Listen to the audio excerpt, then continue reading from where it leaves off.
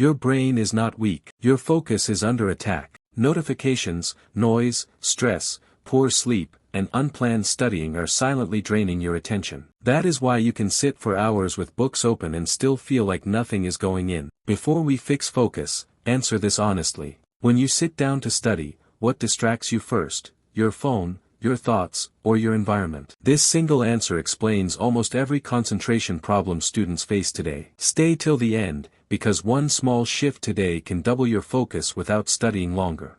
And comment the word focus if concentration feels difficult for you. Now let us fix this properly, step by step. First, remove decision fatigue. Most students lose focus before they even begin because the brain hates uncertainty. Before studying, decide only 3 things in advance: what subject you will study, for how long you will study, and what exact task you will finish.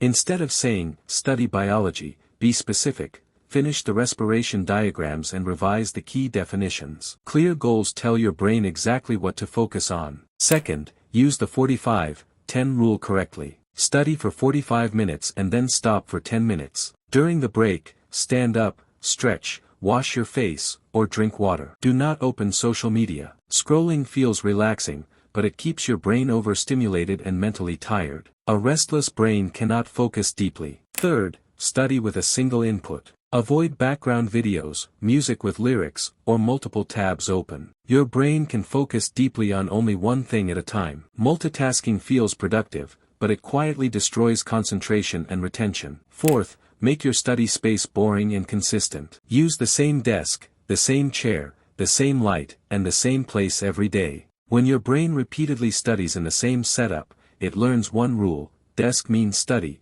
bed means rest. This simple association trains focus automatically, without motivation. Fifth, write before you read. Before opening a chapter, write 3 questions on paper. What is this topic about?